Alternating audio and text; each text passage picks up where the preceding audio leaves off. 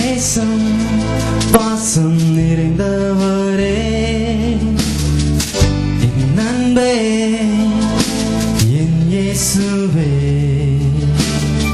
கைவிட்ட போதும் என்னை கை தூக்கி விட்டவரே, கண்ணீரில் வாழ்ந்த என்னை தேற்றி அணைத்தவரே, இயேசுவே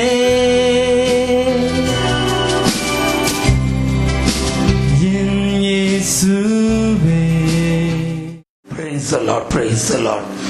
எங்களை நேசிக்கிற மகா கிருபையும் இரக்கமும் உள்ள நல்ல பரிசுத்த பிதாவே, இந்த வேளைக்காய் உம்மை துதிக்கிறோம், உம்மை ஸ்தோத்திரிக்கிறோம். உம்முடைய கரங்களில் எங்களை சமர்ப்பணம் செய்கிறோம் அப்பா.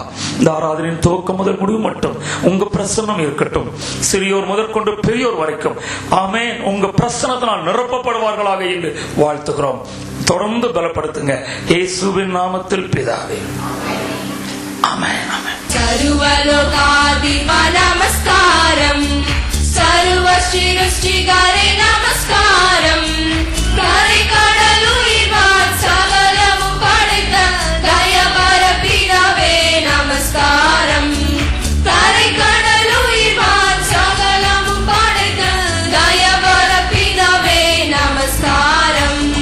தேனினி மயிலும் இயேசுவின் நாமம் திவ்ய மதுரமாமே, தேனினி மயிலும் இயேசுவின் நாமம் திவ்ய மதுரமாமே, அதை தேடிய நாடி ஓடிய வருவான் தினமும் நீ மனமே மயமே, தேனினி மயிலும் இயேசுவின் நாமம் திவ்ய மதுரமாமே.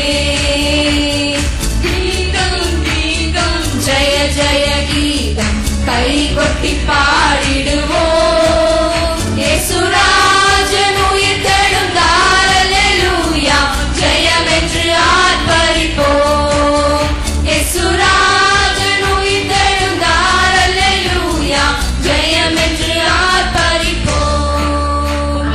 வேண்டாம் வேண்டாம் அழுதிட வேண்டாம், ஓடி உரைத்திடுவோம், தாம் கூறின மாமரை விட்டனர் கல்லறை போங்கள் கலிலேயாவுக்கு, தாம் கூறின மாமரை விட்டனர் கல்லறை போங்கள் கலிலேயாவுக்கு. கீதம் கீதம் ஜெய ஜெய கீதம் கை கொட்டி பாடிடுவோம், இயேசுராஜன் உயிர்த்தெழுந்தார் அல்லேலூயா, ஜெயம் என்று ஆர்ப்பரிப்போம், இயேசுராஜன் உயிர்த்தெழுந்தார் அல்லேலூயா, ஜெயம் என்று ஆர்ப்பரிப்போம். வாசல் நிலைகளை உயர்த்தி நடப்போம், வருகின்ற ஜெய வீரன், நம்மேல வாத்தியம் கைமணி பூரிகை எடுத்து முழங்கிடுவோம், நம்மேல வாத்தியம் கைமணி பூரிகை எடுத்து முழங்கிடுவோம். கீதம் கீதம் ஜெய ஜெய கீதம் கை கொட்டி பாடிடுவோம், இயேசுராஜன் உயிர்த்தெழுந்தார் அல்லேலூயா, ஜெயம் என்று ஆர்ப்பரிப்போம், இயேசுராஜன் உயிர்த்தெழுந்தார் அல்லேலூயா, ஜெயம் என்று ஆர்ப்பரிப்போம். We have been glorifying the Lord by singing beautiful and wonderful songs. And my dear children of God, this is our right time to exalt the name of the Lord in our praise and worship. நம்முடைய நேசராகிய கர்த்தரை பாடல்கள் மூலமாய் மகிமைப்படுத்தினோம். பாடல்களை பாடி கர்த்தரை உயர்த்தின போது அது எவ்வளவு அருமையாயிருந்தது, ஆண்டவருடைய பிரசன்னத்தை நாம் உணரும்படியாய் இருந்தது. ஆமென். ஆண்டவருடைய வல்லமை இந்த இடத்துல கடந்து வந்திருக்கிறது. Thank you Holy Spirit, thank you Jesus. ஸ்தோத்திரம் ஸ்தோத்திரம் ஸ்தோத்திரம் ஸ்தோத்திரம் ஸ்தோத்திரம் ஸ்தோத்திரம் ஸ்தோத்திரம். அப்பா, எங்கள் இதயத்தை ஊற்றுகிறோம். Lord, we pour our hearts under your presence, of Father, Lord, under your feet, to Master. Lord Jesus, be thou with us, Lord, we pray. அப்பா, எங்களோட இருங்களேன். எங்க ஜெபத்தை கேளுங்களேன். அப்பா நீங்க தான்ப்பா எங்களுக்கு சொந்தம். ஸ்தோத்திரம் ஸ்தோத்திரம் ஸ்தோத்திரம் ஸ்தோத்திரம் ஸ்தோத்திரம் ஸ்தோத்திரம் ஸ்தோத்திரம் ஸ்தோத்திரம். இயேசு கிறிஸ்துவின் ரத்தம் ஜெயம், இயேசு கிறிஸ்துவின் ரத்தம் ஜெயம், இயேசு கிறிஸ்துவின் ரத்தம் ஜெயம். Victory in the blood of Jesus, victory in the blood of Jesus. Praise the Lord, praise the Lord. எல்லாரும் கர்த்தரை நோக்கி பார்க்கலாம். ஆமென் ஆமென். அப்பா அப்பா அப்பா ஆமென். அப்பான்னு சொல்லி கூப்பிடுங்க. பரிசுத்த அப்பா, என் உள்ள தலைவரே, என் இல்ல தலைவரே, என் வாழ்வின் வழிகாட்டியே. ஆமென் ஆமென் ஆமென். என் வாழ்வின் உன்னத சிகரமே. அப்பா என்னுடைய பெருமையெல்லாம் ஒன்று இல்லப்பா. Lord, I have nothing to boast of myself. என்னை குறித்து பெருமை பாராட்ட என்னிடத்தில் ஒன்றுமில்லை. இயேசுவே என் பெருமை. Jesus is my boss and he is my only boasting. அப்பா ஸ்தோத்திரம் ஸ்தோத்திரம் ஸ்தோத்திரம் ஸ்தோத்திரம். ஆமென் ஆமென். எல்லாரும் துதிப்போமா, ஆண்டவரோடு பேசுவோமா. Yes, come on my dear children of God, make use of this opportunity to speak to your God. உங்க ஆண்டவரோட பேசுவதற்கு ஒரு நல்ல தருணமாக இதை எடுத்துக்கொள்ளுங்க. ஆமென். அப்பான்னு சொல்லி இதயத்தை ஊற்றும். ஆமென். ஸ்தோத்திரம் ஸ்தோத்திரம் ஸ்தோத்திரம். மனுஷன் முகத்தை பார்க்கிறான், கர்த்தரோ இதயத்தை பார்க்கிறான். Yes, Daddy, hallelujah, hallelujah. Our Lord God who search our hearts and minds. Amen, amen, amen. Glory to God. Hakakaraman. அப்பா நன்றி நன்றி நன்றி. நான் ஒன்றுமில்லை, என்னை வெறுமையாக்குறேன், என்னை தாழ்த்துகிறேன். Lord, I empty myself, our Father. Lord, you are my everything. Thank you, Holy Spirit. Praise the Lord.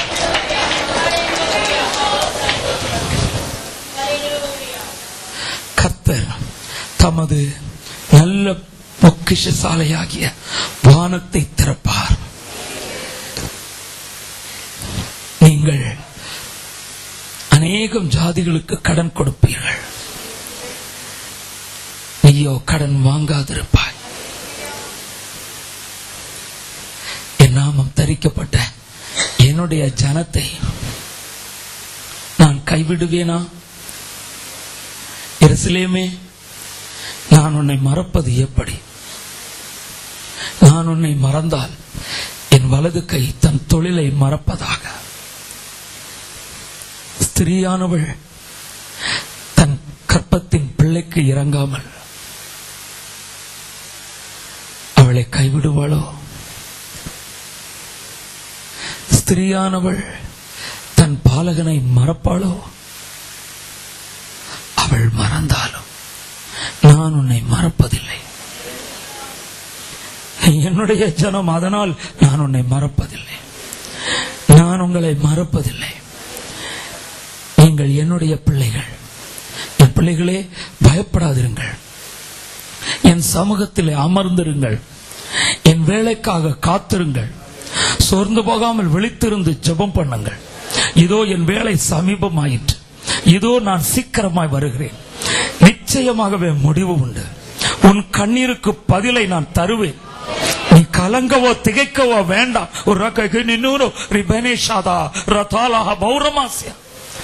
நான் உன்னை ஆசீர்வதிக்கும் தேவன், நான் உன்னை தேற்றுகிற தேவன், நான் உனக்கு சமாதானம் கொடுக்கிற தேவன். நீ என்னிடத்தில் வராமல் இந்த உலகத்தின் பின்னே போவாயானால் இந்த உலகம் உனக்கு கண்ணியும் சறுக்கலுமாய் இருக்கும்.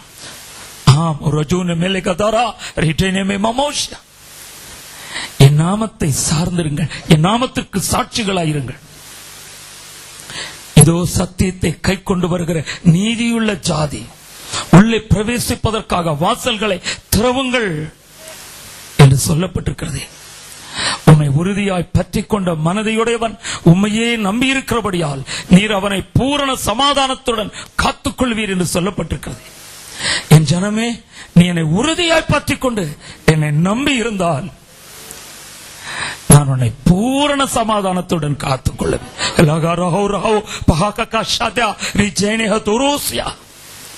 இதோ இஸ்ரவேலை காக்கிறவர் உறங்குவதும் இல்லை, தூங்குகிறதும் இல்லை.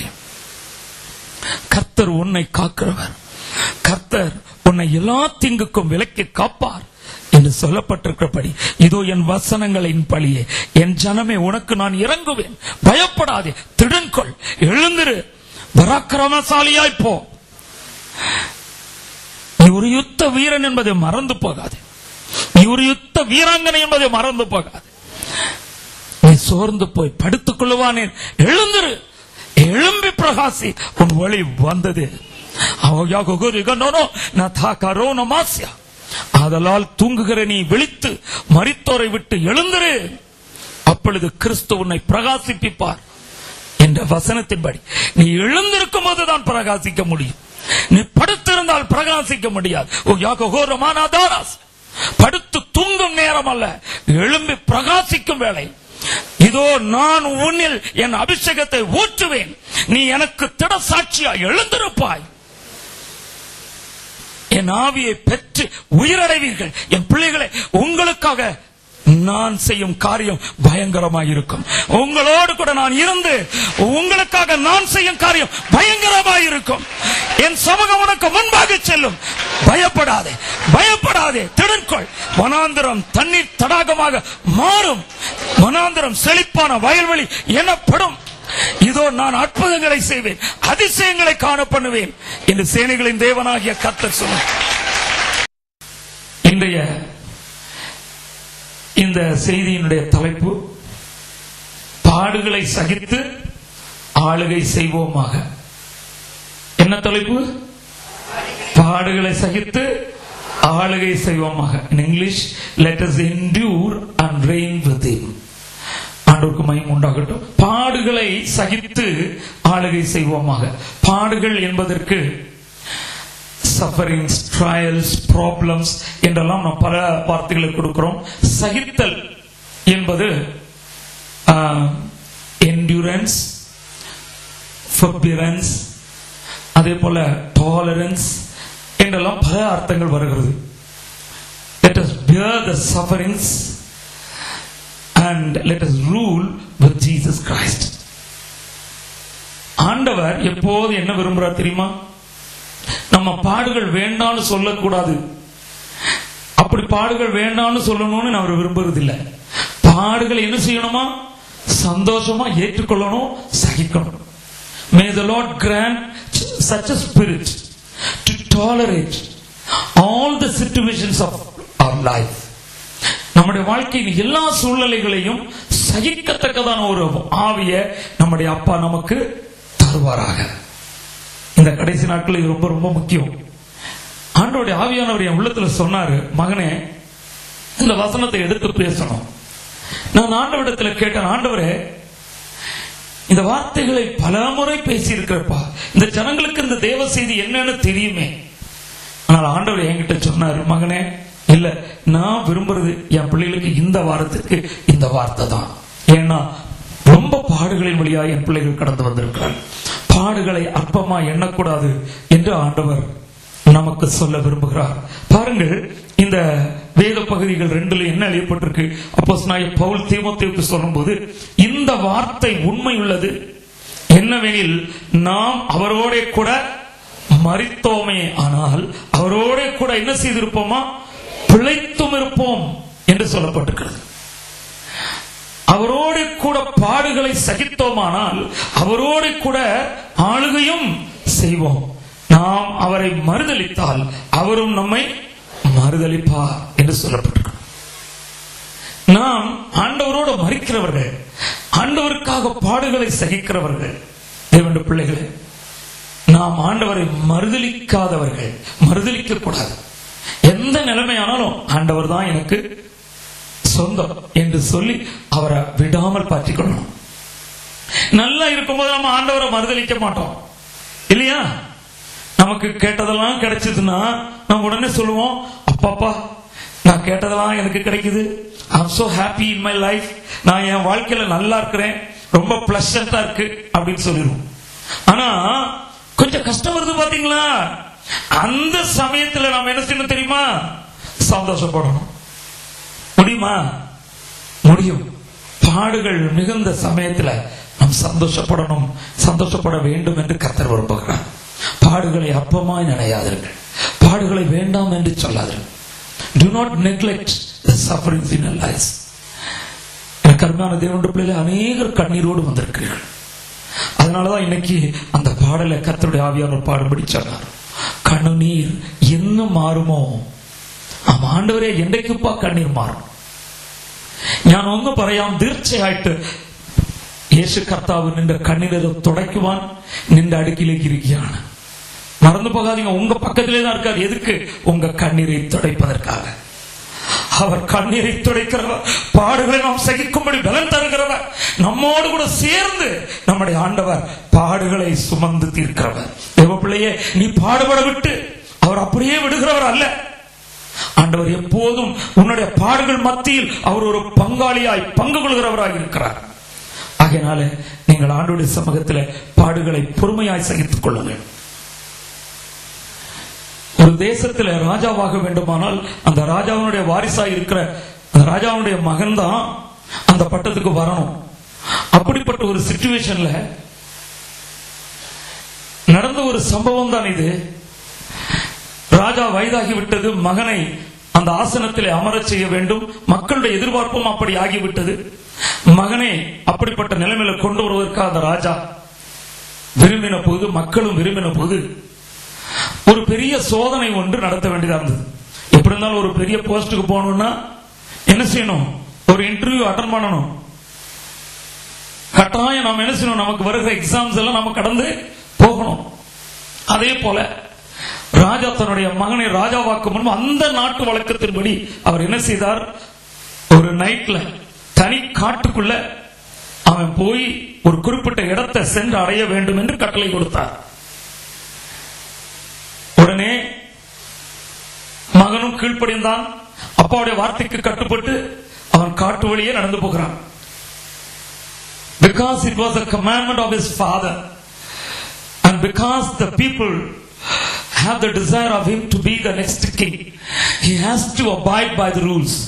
So in the night he has to go across the desert in order to obey his father to reach a particular place.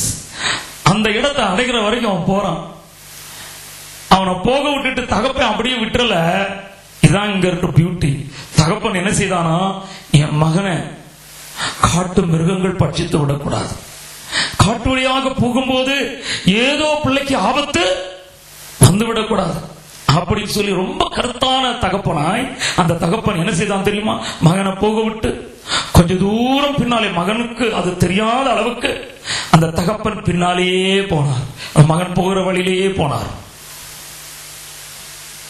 Father accompanied with him, but at the same time he kept it so secretly that his son should not know that his father follows him. But father was so kind enough to his son. He was just following him by having some long distance between his son and him. அப்படி அவர் follow பண்ணி போனாரா. அவன் போய் reach ஆன உடனே தகப்பன் போய் மகனை கட்டி பிடித்து, நீ இப்பொழுது ராஜாவாகி விட்டாய், ராஜாவுக்குரிய ஸ்தானத்தில் வந்து விட்டாய் என்று சொன்னான். The same way our Lord Jesus Christ, the King of Kings, want us to be the kings or to be the rulers of this world.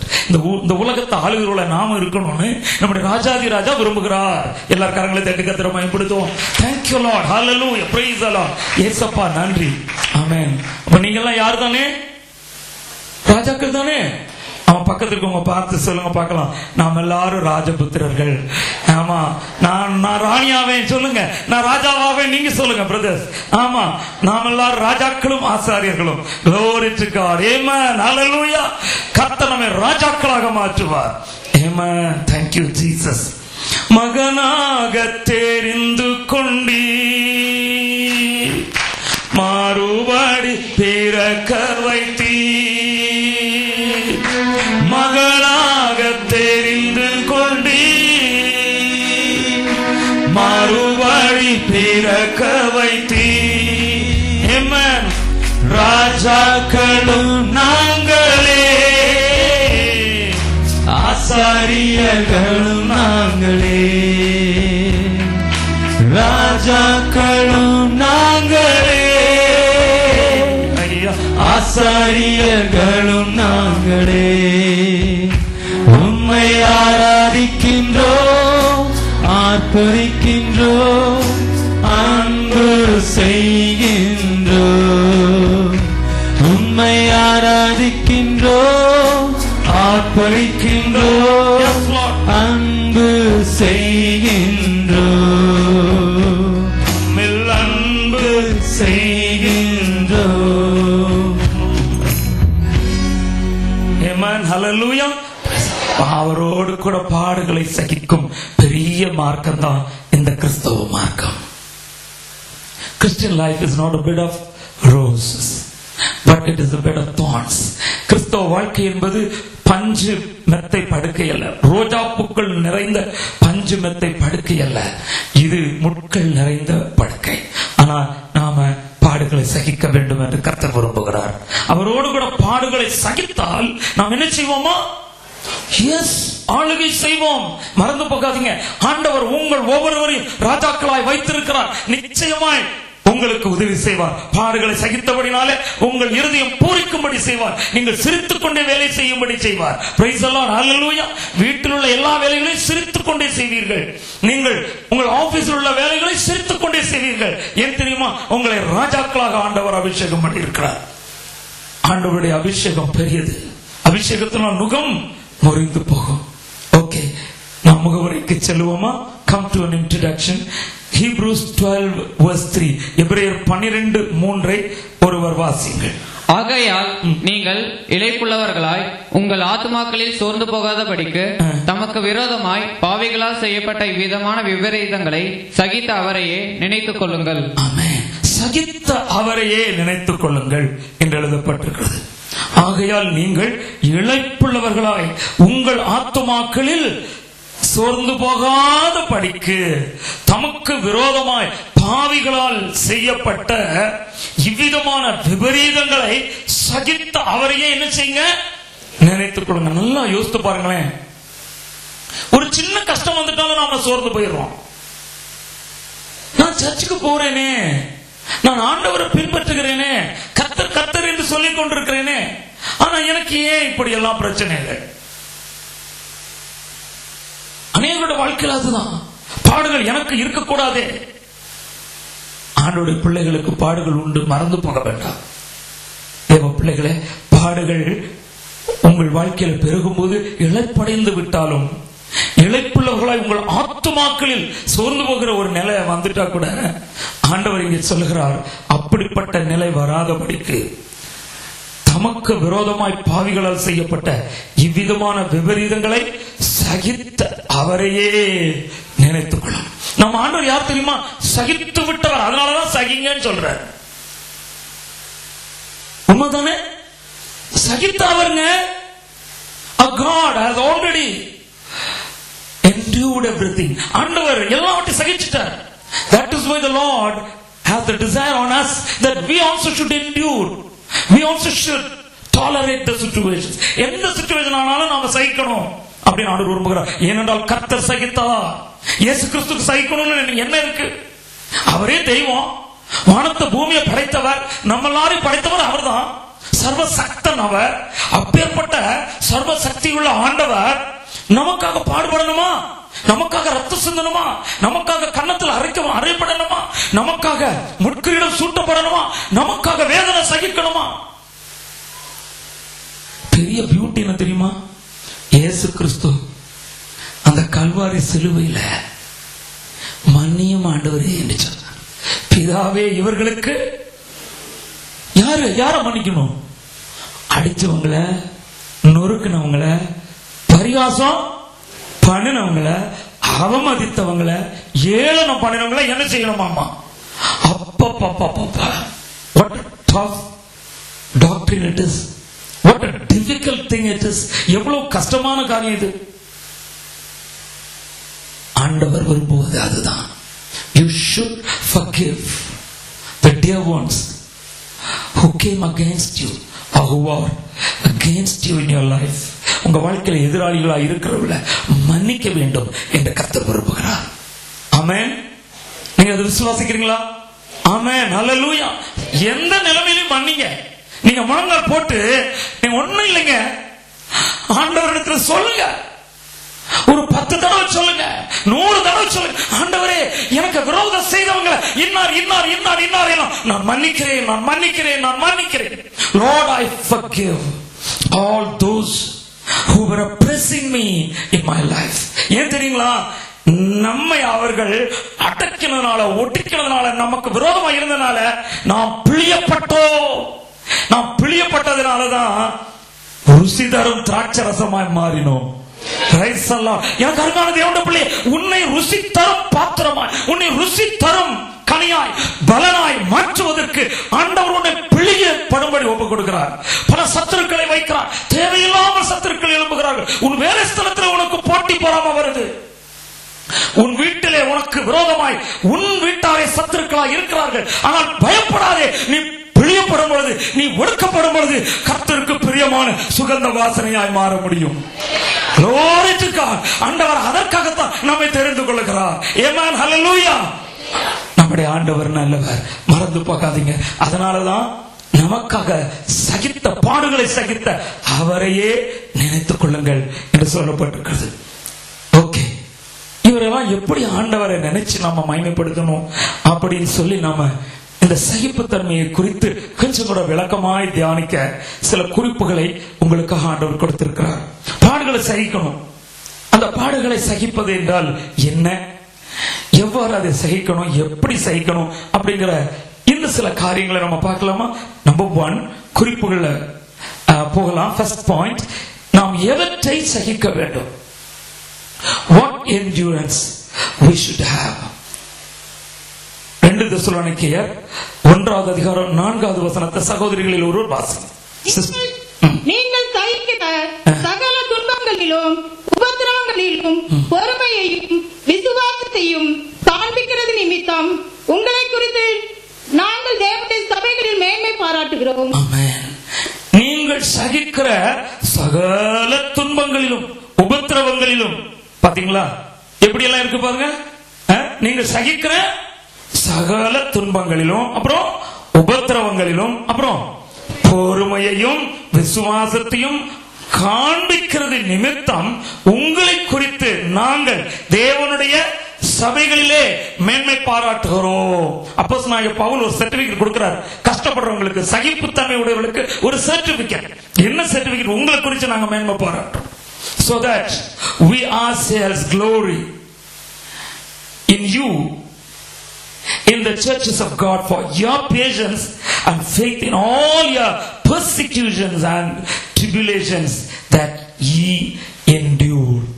நீங்க சகிக்கிற சகல துன்பங்களிலும் உபத்திரவங்களிலும் உங்களை குறித்து நாங்க மேன்மை பாராட்டுறோம். நீங்க துன்பப்பட்டா உங்களை குறித்து கர்த்தர் மேன்மை பாராட்டுகிறார். ஆமென். Glory to God. பாடுகளை குறித்து பயப்படாதீங்க. பயப்பட மாட்டீங்களா? இனிமே பயப்படுவீங்களா? பயப்படாதீங்க. என்ன கஷ்டம் வந்தாலும் கர்த்தருக்காக சகித்துக் கொள்ளுங்கள். சங்கீதம் 40:1 சொல்லப்பட்டிருக்கிறது, கர்த்தருக்காக பொறுமையுடன் சகித்தா காத்திருந்தேன். பாத்தீங்களா? I waited patiently for the Lord. பாத்தீங்களா? கர்த்தருக்காக பொறுமையோட காத்திருங்க. உங்க வாழ்க்கையில காத்திருங்க, சகிச்சு காத்திருங்க, சோர்ந்து போகாதீங்க, சகிப்புத்தன்மையோட இருங்கள். கர்த்தர் என்னிடமாய் சாய்ந்து என் கூப்பிடுதலை கேட்டார். 2 கொரிந்தியர்ல 11வது அதிகாரம் 19வது வசனத்தை சகோதரன் வாசிங்க. நீங்கள் புத்தியுள்ளவர்களாய் இருந்து புத்தி இல்லாதவர்களை சந்தோஷமாய் சகித்திருக்கிறீர்களே. எஸ், நீங்கள் புத்தி உள்ளவர்களாய் இருந்து புத்தி இல்லாதவர்களை சந்தோஷமாய் சகித்திருக்கிறீர்கள். இது 2வது சகிப்புத்தன்மை. ஃபர்ஸ்ட் டாலரன்ஸ், ஃபர்ஸ்ட் என்டியூரன்ஸ் என்னன்னா, மற்றவர்கள் படுகிற துன்பங்களை சகித்தீர்கள், மற்றவர்களால் வரும் துன்பங்களை, உபத்திரவங்களை சகித்தீர்கள். இப்போது நீங்கள் புத்தி உள்ளவர்களாயிருந்து புத்தி இல்லாதவர்களை எப்படி சகித்தீர்கள்? என்னங்க தெரியுதுங்களா? புத்தி இல்லாதவர்களை எப்படி சகித்தோமா? சந்தோஷமாய். புத்தி இல்லாதவங்களை சந்தோஷமா சகிக்க முடியுமா? ஆனா புத்தி இல்லாதவர்களை சந்தோஷமாய் சகிக்கணும். அநேகருக்கு பாஸ்டர் ஆகணும்னு ஆசை இருக்கு. ஏன் அப்படின்னா, அவரு நல்ல வேஷ்டி ஜிப்பா போட்டு ஞாயிற்றுக்கிழமை வந்து மைக்க பிடிச்சி நல்லா என்ன செய்யறாரு, ஆண்டோட வார்த்தை சொல்லி பிரசங்கம் பண்றாரு. அவரும் பாஸ்டமாவும் அவங்கள என்ன செய்யறாங்க, சந்தோஷமா கர்த்தருடைய ஊழியத்தை செய்துட்டு இருக்காங்க. உங்களுக்கு தெரியுமா, இந்த சந்தோஷத்துக்கு பின்னணியில எத்தனை தூக்கம் இல்லாத இரவுகள், எத்தனை நேரம் சாப்பிட்டு சாப்பிடாமல் இருக்கிறோம், எவ்வளவு பாடுகளை சுமந்துட்டு இருக்கிறோம். உங்களுக்கு தெரியுமா? தெரியாது. ஆனா அநேகருக்கு என்ன தெரியுமா, அந்த அவுட்வர்ட் ஸ்ட்ரக்சர் மாத்திரம் தான் தெரியும். பாஸ்டர் இவ்வளவு நல்லா இருக்கும் இல்லையா, pastor reverend so and so. இப்ப இல்ல, இந்த காலத்துல நிறைய என்ன செய்வாங்க, பிடி டிடி அது இதுன்னு கூட போட்டுருவாங்க. நிறைய கோர்சஸ் எல்லாம் படிப்பு இல்லாம ஊழியக்காரன் வரக்கூடாது, வர முடியாது. So education is very must, அது ரொம்ப முக்கியம். அதே சமயத்தில் எனக்கு அருமையான தேவனுடைய பிள்ளைகளை, ஆண்டவருக்கு ஊழியம் செய்யறது ரொம்ப கஷ்டமானது தான். ஆண்டவர் எங்களுடைய உள்ளத்துல எப்பொழுதும் பேசுவார், சந்தோஷமாய் சகியுங்கள். எஸ், புத்தி இல்லாதவர்களை சந்தோஷமா என்ன செய்யணும், சகிக்கணும். ஆமென், praise the Lord.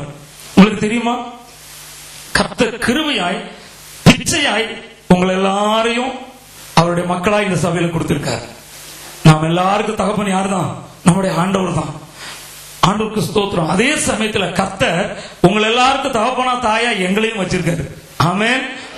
இன்னும் ஒரே ஒரு இதுன்னா, இந்த காலத்துல ஸ்டாஃப் வித்தவுட் ஸ்டாஃப், குச்சி இல்லாத பிரம்பு இல்லாத ஸ்டாஃபா இருக்கணும்.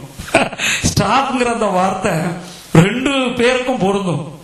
அதனால தேவனுடைய பிள்ளைகளை எப்படின்னு கேட்டீங்கன்னா, பிரம்படி கூடாது. ஸ்கூல்ல கூட பிள்ளைகளை அடிக்கிறதுக்கு என்ன இருக்க கூடாதாமா, ஸ்டிக் யூஸ் பண்ணக்கூடாதான். டீச்சர்ஸ் அவங்கள அன்பினாலதான் என்ன செய்யணுமாமா, திருத்த வேண்டுமாமா. அவ்வளவு ஒரு பெரிய கஷ்டமான ஒரு நிலை இந்த காலத்துல. அந்த காலத்துல அப்படி இல்லைங்க. அந்த காலத்துல ஸ்கூல்ல சேர்க்கும் போதே பிள்ளைய பற்றி தாப்பேன்னு சொல்லுவாருங்க. இந்த கண்ணு அப்புறம் காது இதை மட்டும் விட்டுருங்க, சரீரத்துல மாட்டது எல்லாத்தையும் என்ன செஞ்சிருங்க, அடிச்சு நொறுக்கிருங்க. எங்களுக்கு நாங்க கேட்கவே மாட்டோம். இது அந்த காலம். இந்த காலத்துல அப்படி எல்லாம் கிடையாது. ஸ்கேலு தடம் விழுந்தபடி அடிச்சாச்சுன்னா தொலைஞ்சது. பெற்றோர்கள் எங்கே வந்து விடுவார்கள், ஸ்கூலுக்கு தேடி வந்து, யாரை தேடி, டீச்சரை தேடி அல்லது ஹெட்மிஸ்டர்ஸ் ஹெட்மாஸ்டரை தேடி வந்துருவாங்க. என் பிள்ளைய பற்றி உனக்கு தெரியுமா ஐயா, ஒரு பெரிய பகலமே பண்ணிடுவாங்க. அது இந்த காலம். அந்த காலம் அப்படி இல்லை. இந்த பாருங்கய்யா, என் மகனை உங்க ஸ்கூல்ல சேர்த்திருக்கேன், சரியான வாளு, அவனை திருத்த வேண்டியது உங்க வேலை, உங்க கடமை. நீங்க ஒண்ணும் பயப்படாதீங்க, நாங்க எதுக்கும் வரமாட்டோம். அவன் கண்ணு மூக்க மட்டும் என்ன செஞ்சிருங்க, விட்டுருங்க, அல்லது கண்ணு காதை மட்டும் விட்டுருங்க, மற்றது எல்லாத்தையும் அடிச்சு நொறுக்குங்க. எனக்கு அருமையான தேவனுடைய பிள்ளைகளே, இது போல என்ன தெரியுமா, சில நேரத்துல சிலர் நல்லா பேசுவாங்க, சிலர் சாந்தமாய் பேசுவாங்க. ஆனா சிலர் தேவையில்லாதவர்களை என்ன செய்யணும் பேச. ஏன்னா எல்லாரும் மக்கள் தானே.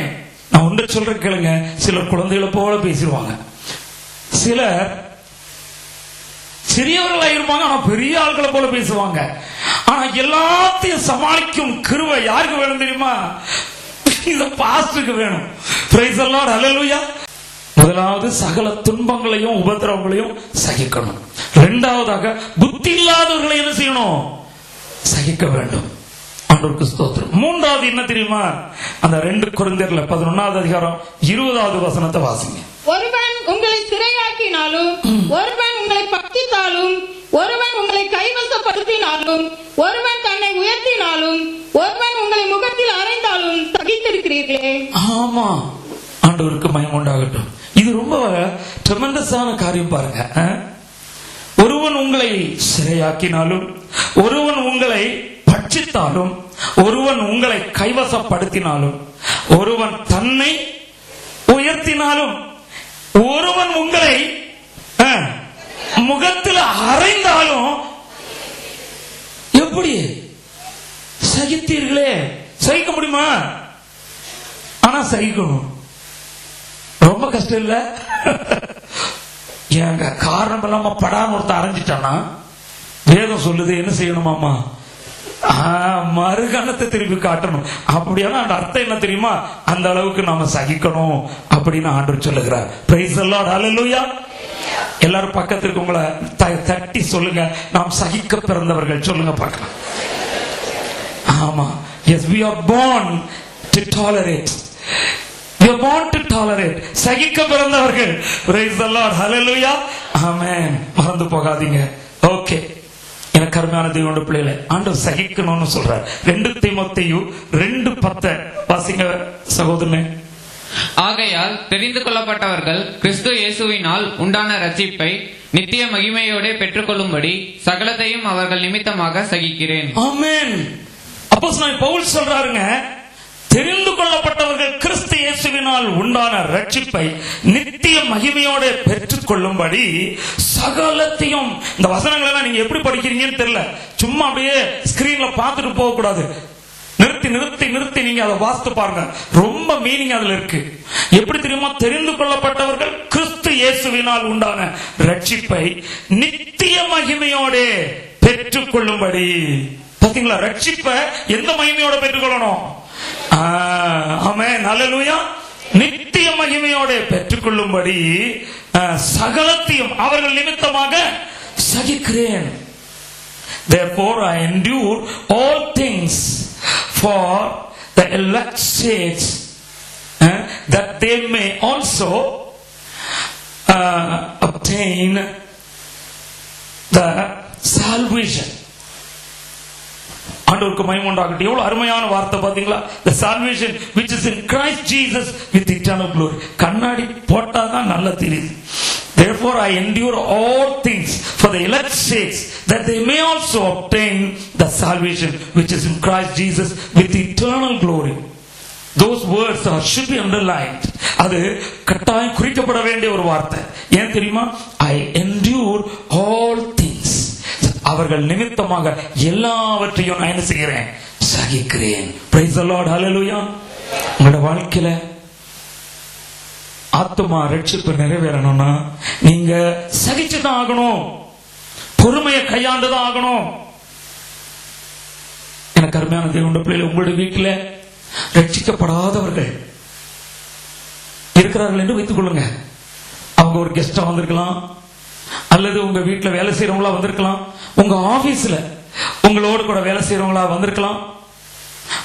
If they are not saved, you should pay the price in order to save them. அவங்கள ரட்சிப்புக்குள்ள நடத்தும்படிக்கு நீங்க ஒரு விலைக்கரையை கொடுக்கணும். மறந்து போகாதீங்க. அல்லேலூயா. ஸ்தோத்திரம். என்ன பாடு வந்தாலும் சகிச்சுக்கோங்க. கொஞ்சம் பொறுமையா சகிச்சு பாஸ்டர் சகிச்சுக்கலாம், ஆனா எவ்வளவு தூரம் தான் சகிக்கிறது? ஆண்டவர் சொல்றாரு, எப்பொழுதும் எல்லாவற்றிற்காகவும் நீங்க சகிக்கணும்னு சொல்றாரு. ஆமென். Glory to God. அதான் அங்க நம்ம பார்க்கிற அந்த வசனங்களுடைய அர்த்தம். சகலத்தையும் அவர்கள் நிமித்தமாய் சகிக்கிறேன். அப்போஸ்தலன் பவுல் எல்லாத்தையும் சகித்தாராம். 1 கொரிந்தியர் நம்ம எல்லாருக்கும் தெரியும் 13வது அதிகாரம் 7வது வசனம். the 13th chapter வந்து அன்பின் அதிகாரம், the chapter of love. Okay, அதுல 7வது வசனம் என்ன சொல்லுது? சகலத்தையும் தாங்கும், சகலத்தையும் விசுவாசிக்கும், சகலத்தையும் நம்பும், சகலத்தையும் சகிக்கும். பாத்தீங்களா? அன்பு செய்கிற காரியம் என்னன்னு சொல்லிருக்கு. What love does is written very clearly there. என்ன செய்தாமா? Beareth all things, believeth all things, hopeth all things, endureth all things. See the love or the charity. Endureth all things. அன்பு எல்லாவற்றையும் சகிக்குமாமா. ஒரு அல்லேலூயா சொல்லுங்களேன். அன்பு சகலத்தையும் சகிக்கும். எல்லாம் சொல்லுங்க. அன்பு சகலத்தையும் சகிக்கும்.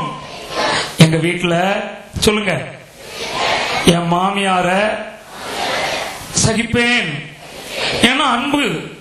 ஆமென். அல்லேலூயா. நம்ம சகோதரிமார்கிட்ட நான் தான் தோத்து போயிருவேன் போல. நல்ல அருமையான சகோதரிமார், பரவாயில்ல. இப்ப இன்னைக்கு நிறைய வீடுகள்ல மாமியார் கூட பரவாயில்ல, மாமனார்கள்.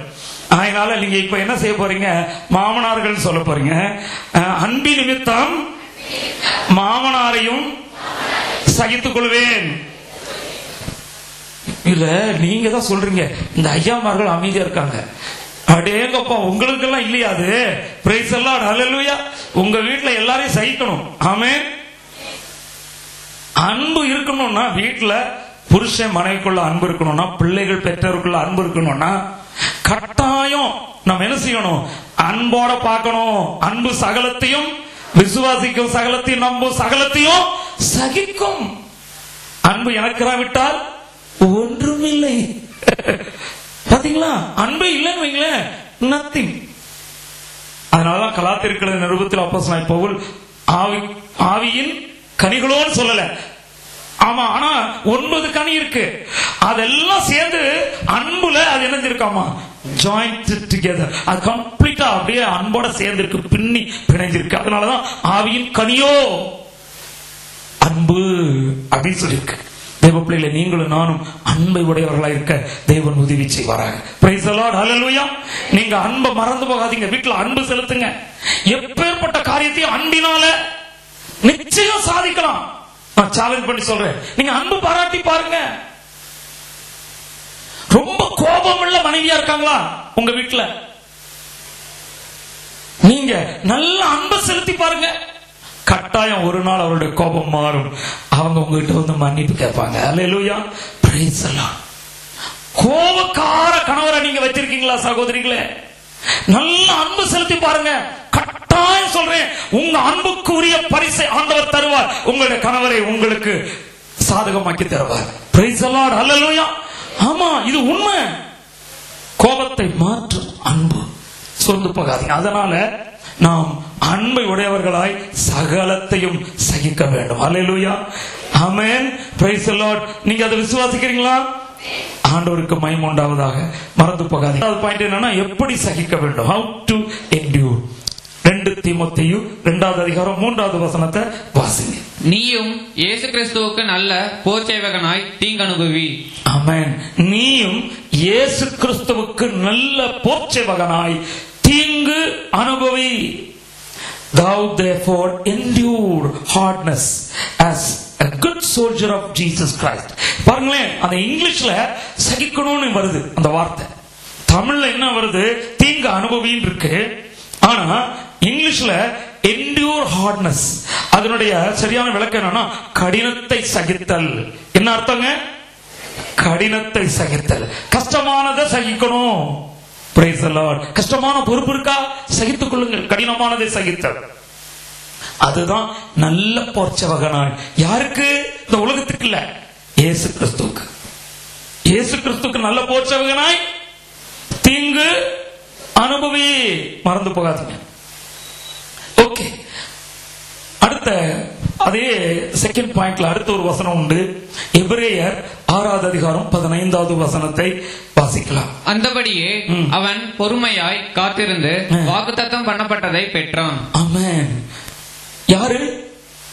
ஆபிரகாம். ஆபிரகாம் என்ன செய்தானா? பொறுமையாய் காத்திருந்து வாக்குத்தத்தம் பண்ணப்பட்டதை பெற்றான். இங்கிலீஷ்ல என்ன எழுதிருக்கு தெரியுமா? And so after he had patiently endured, he obtained the promise. After he had patiently endured, பொறுமையாய் சகித்தான் என்று எழுதப்பட்டிருக்கு. இங்க என்ன எழுதப்பட்டிருக்கு? பொறுமையாய் காத்திருந்தான் இருக்கு. எனக்கு அருமையான தேவனுடைய பிள்ளைகளை, ரொம்ப பொறுமையா இருக்கிறதும் சகிப்பு தான். ஆமென். நீங்க பொறுமையா இருந்து பாருங்க, அது சகிப்பு தன்மை. அந்த சகிப்பை கர்த்தர் கனப்படுத்துவார். ஆமென். உங்களை உயர்த்துற வரைக்கும் பொறுமையா இருங்க. உங்களுக்கு டைம் வர வரைக்கும் பொறுமையா இருங்க. ஆண்டவர் தருவாரா தரமாட்டாரா? தருவார். ஆண்டவருக்கு ஸ்தோத்திரம். குறைவை எண்ணி வருத்தப்படக்கூடாது. எனக்கு வீடு கட்ட முடியலையே நினைக்காதீங்க. அப்பன் தருவாரு, அவருக்கு தெரியும். பிரைஸ் தி லார்ட், ஹல்லேலூயா. நம்முடைய சபையில 2 வீலரை வாங்கிட்டு வருவாங்க. ஐயா, புதுசா வண்டி வாங்கியிருக்க ஐயா, எனக்கு ஜெபம் பண்ணுங்க. நான் அவர்களிடத்தை சொல்வேன், கர்த்தர் உங்களுக்கு ஒரு காரை தருவார். பிரைஸ் தி லார்ட், ஹல்லேலூயா. ஆனா தேவன் அந்த வார்த்தையை அங்கீகரிப்பாரு. ஆண்டவருக்கு மகிமை உண்டாக சொல்லுகிறேன். இன்னைக்கு பலரும் கார்ல வந்துட்டு இருக்கீங்க. Glory to God. நீங்க எல்லாம் ஃபர்ஸ்ட் எப்படி வந்தீங்கன்னு எனக்கு தெரியும். ஆனா ஆண்டவர் உங்களுக்கு காரை கொடுத்திருக்காரு. ஏன் தெரியுமா? சர்ச்சுக்கு நீங்க ஃபேமிலியா கார்ல போகணும்னு ஆண்டவர் விரும்புறார். பிரைஸ் தி லார்ட், ஆமென். கர்த்தர் நமக்கு நலமானதை தருகிறவர். ஆனா தருகிற வரைக்கும் பொறுமையா காத்திருக்கணும். ஆமென். எனக்கு அருமையான தேவனுடைய பிள்ளைகளை, சோர்ந்து போகாதீங்க. வாழ்க்கையில உங்களுக்கு ஒரு காரியம் வேணுமா? just wait for him patiently. The Lord will definitely honor you. When you wait patiently for the Lord will honor you. நீங்க கர்த்தருக்காக பொறுமையா காத்திருங்க, கர்த்தர் கனப்படுத்துவார். ஹல்லேலூயா. ஒரு அருமையான பாடல் உண்டு, உங்களுக்கு கூட தெரியும். கர்த்தருக்கு காத்திருப்போர் யாரும் வெட்கப்பட்டு போவதில்லை. ஆமென். கர்த்தருக்கு காத்திருப்போர் யாரும் வெட்கப்பட்டு போவதில்லை. துன்பங்கள் தொல்லைகள் கஷ்டங்கள் வந்தாலும் கர்த்தருக்கு காத்திருப்போம் வெட்கப்பட்டு போவதில்லை. துன்பங்கள் தொல்லைகள் கஷ்டங்கள் வந்தாலும் கர்த்தருக்கு காத்திருப்போம் வெட்கப்பட்டு போவதில்லை. ஆமென். கர்த்தருக்கு காத்திருப்போம் யாரும் வெட்கப்பட்டு போவதில்லை. Oh yes. கர்த்தருக்கு காத்திருப்போம் யாரும் வெட்கப்பட்டு போவதில்லை. ஆண்டவருக்கு காத்திருந்தா யாரும் வெட்கப்பட்டு போவதில்லை. Praise the Lord. ஓகே, அடுத்த குறிப்புக்கு போலாம். சோ முதலாவது எவ்வாறு சகிக்க வேண்டும், அப்புறம் எப்படி சகிக்க வேண்டும், மூன்றாவதாக ஏன் சகிக்க வேண்டும். Why to endure. So we have seen about how to endure for the Lord. Now we are going to see about why to endure. ஏன் சகிக்கணும். எஸ்தர் புத்தகத்தில் 8வது அதிகாரம் 6வது வசனத்தை வாசிப்போம். என் ஜனத்தின் மேல் வரும் பொல்லாப்பை நான் எப்படி பார்க்க கூடும், என் குலத்துக்கு வரும் அழிவை நான் எப்படி சகிக்க கூடும் என்றால். ஆமென். என் ஜனத்தின் மேல் வரும் பொல்லாப்பை நான் எப்படி பார்க்க கூடும், என் குலத்துக்கு வரும் அழிவை நான் எப்படி சகிக்க கூடும் என்றாள். ஒரு எஸ்தர் எழும்பினாள். கர்த்தர் அவளை ஆசீர்வதித்தார். அவளுடைய ஏழ்மையை மாற்றினார். ராஜாத்தியாக உயர்த்தினார். ராஜாத்தியாய் மாறின அந்த எஸ்தருக்கு ஒரு சவால் காத்திருந்தது. ஆமான் என்ற சவால்.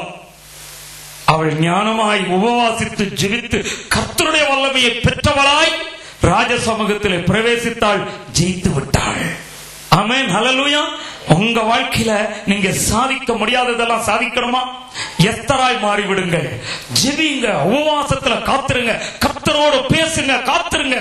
கர்த்தர் உங்களுக்காக யுத்தம் பண்ணுவார். ஆமானை ஆண்டவர் கைகளிலே ஒப்பு கொடுத்தார். அதோடு விட்டு விடவில்லை. ராஜ சமூகத்தில் திரும்ப எஸ்தர் ராஜாத்தி போகிறார். ராஜாவிடத்தில் பேசுகிறார்.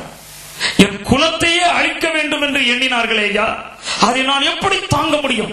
தேவப்பிள்ளை, உங்களுக்கும் எனக்கும் ஒரு வைராக்கி இருக்கணும். என்ன வைராக்கி இருக்கணும் தெரியுமா? ஆண்டவரே, உங்க வருகையில ஆயத்தப்படக்கூடிய உங்க பிள்ளைகள் கட்டாயம் அவங்க என்ன செய்யணும்பா? காக்கப்பட வேண்டும் என்று போராடி ஜெபிக்கணும். ஒரு அலையில சொல்லுங்க அல்லேலூயா. ஆமா, நான் சொல்றேன் கேளுங்க. நம்ம சபையில் இருக்கவங்க மாத்திரம் பூண்டோட ஆண்டோட ராஜ்யத்துக்கு போயிருவோம் அப்படின்னு நினைக்க கூடாது. அது சுயநலம். ஆனா கிறிஸ்துவை இரட்சகராக ஏற்றுக்கொண்டு கிறிஸ்துவுக்காக வாழ்கிற எல்லா தேவனுடைய பிள்ளைகளும் கட்டாயம் என்ன செய்யணும்? ஆண்டோட வருகையில அவங்க உலகத்தில் எந்த பகுதியில் இருந்தாலும் சரி அவர்கள் எடுத்துக்கொள்ளப்பட வேண்டும். ஆமென். ஹல்லேலூயா. ஆண்டவருக்கு ஸ்தோத்திரம். எனக்கு அருமையான தேவனுடைய பிள்ளைகள், இயேசுவை யார் ஏற்றுக்கொண்டாலும் சரி, நான் சொல்லட்டுமா, ஒருவேளை சர்ச்சுக்கு வராட்டாலும், நம்ம போல கிறிஸ்தவர்களா வெளிப்பார்வைக்கு தோற்றம் இல்லாவிட்டாலும், வேறொரு மதத்தை சார்ந்தவர்களா இருக்கலாம். அப்படி இருந்தால் கூட இயேசுவே தேவன் என்று சொல்கிற நிறைய பேரை கர்த்தர் வைத்திருக்கிறார். Praise the Lord. ஹல்லேலூயா. அநேக இந்துக்கள் உண்டு, அநேக ஜைன மதத்தவர்கள் உண்டு, அநேக சீக்கியர்கள் உண்டு, அநேக கன்ஃபியூஷியஸ் மதத்தை சார்ந்தவர்கள் உண்டு, அநேக இஸ்லாம் மதத்தை சேர்ந்தவர்கள் உண்டு. எனக்கு அருமையான தேவனுடைய பிள்ளைகளே, ஏன் கிறிஸ்தவர்களிலேயே கிறிஸ்துவை அறியாமல் வாழ்ந்து கொண்டிருக்கிற இஷ்டம் போல ஜீவிக்கிற அநேகர் உண்டல்லவா? அவர்கள் எல்லாரையும் கூட கர்த்தர் தகுதிப்படுத்துவார். Price the Lord. ஹல்லேலூயா. ஆண்டவருக்கு ஸ்தோத்திரம். நான் சொல்லுகிறேன், ஆண்டவருக்காக நீங்க பொறுமையோட காத்திருங்க. கர்த்தருடைய சமூகத்துல சகித்துக் கொள்ளுங்கள். ஏன் சகிக்கணும் அப்படின்னு சொன்னா, எனக்கு அருமையான தேவனுடைய பிள்ளைகளே, முதலாவதாக என் குலத்துக்கு வரும் அழிவை நான் எப்படி சகிக்க கூடும்? எஸ்தராய் நாம் மாற வேண்டும். யாக்கோபு 5:11 அங்கே ஒரு பொறுமையை குறித்து வாசிக்கிறோம். யோபின் பொறுமை என்று எழுதப்பட்டிருக்கிறது. யாருடைய பொறுமை? யோபு. இதோ பொறுமையா இருக்கிறவர்களை பாக்கியவான்கள் என்கிறோமே.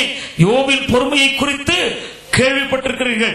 கர்த்தருடைய செயலின் முடிவையும் கண்டிருக்கிறீர்கள். கர்த்தர் மிகுந்த உருக்கமும் இரக்கமும் உள்ளவராய் இருக்கிறாரே என்று எழுதப்பட்டிருக்கிறது. Behold, we count them happy which endure என்று எழுதப்பட்டிருக்கிறது. பொறுமையா இருக்கிறவர்களை இங்கிலீஷ்ல கிங் ஜேம்ஸ் வெர்ஷன்ல endure என்று எழுதப்பட்டிருக்கிறது. we count them happy with endure என்று எழுதப்பட்டிருக்கிறது. பொறுமையா இருக்கிறவர்களை பாக்கியவான்கள் என்கிறோமே. யோபின் பொறுமை குறித்து கேள்விப்பட்டிருக்கு. ஆமா, யோபு பொறுமையாய் சகித்தான். பாடு வந்தபோது சகித்தான். கர்த்தர் அவனை கைவிட்டாரா? கைவிடவில்லை. ஒரு அல்லேலூயா சொல்லுங்க. அல்லேலூயா, பிரைஸ் தி லார்ட். யோபு 42:12 நீங்கள் வாசித்தீர்களே ஆனால் in the book of Job chapter 42 verse 12 as we read, கர்த்தர் யோபின் முன்னிலைமையை பார்க்கலாம் அவன் பின்னிலைமையை ஆசீர்வதித்தார். எத்தனை ஆடுகள் இருந்ததா?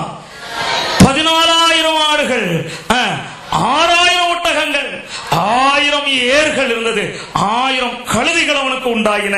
ஆண்டவருக்கு ஸ்தோத்திரம். அப்படியானா எத்தனை பெரிய பணக்காரன அனுபவம் பாருங்க. ஒரு அல்லேலூயா சொல்லி கர்த்தரை மகிமைப்படுத்துங்க. எல்லாரும் கரங்களை தட்டி கர்த்தரை மகிமைப்படுத்துங்க. praise the Lord, hallelujah, glory to God, amen, amen, ஸ்தோத்திரம். 1000, அதாவது 6000 ஒட்டகங்கள். 6000 ஒட்டகங்கள்னா 6000 கார் வச்சிருந்தாயா? சாதாரண காரெல்லாம் வச்சிருக்க மாட்டான்னு நினைக்கிறேன். ஆனா ஒட்டகங்கள் சாதாரணமா அந்த காலத்துல கார் அதுதான்.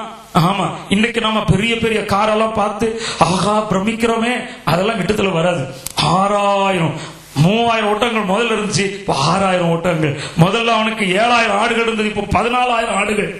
அதே போல 500 ஏர்கள் இருந்தது, இப்போ 1000 ஏர்களை ஆண்டு கொடுத்திருக்கிறார். 500 கழுதைகளை உடையவனாய் முதல்ல இருந்தான், இப்ப கர்த்தர் ரெட்டிப்பாய் ஆசீர்வதித்ததனால 1000 கழுதைகள் அவனுக்கு உண்டாயின. ஆமென், ஹல்லேலூயா. அதுக்கு முந்தின வசனத்துல எல்லாம் நீங்க வீட்டுல போய் வாசித்து பாருங்க. அவன் ஆறுதல் அடைஞ்சு சுகமான உடனே அவனுடைய சொந்தக்காரர்கள், சிநேகிதர்கள், ஊரார் எல்லாரும் வந்து அவனை தேற்றினார்களாம். அவனுக்கு பரிசுகளை கொண்டு வந்து கொடுத்தார்கள், அவனை ஊக்குவித்தார்கள், உற்சாகப்படுத்தினார்கள். ஆண்டவர் அவனுக்கு திரும்ப என்ன செய்தார் தெரியுமா? இழந்து போனதெல்லாம் தந்துட்டார். ஆமென். கர்த்தரால் கூடாத காரியம் ஒன்றுமில்லை.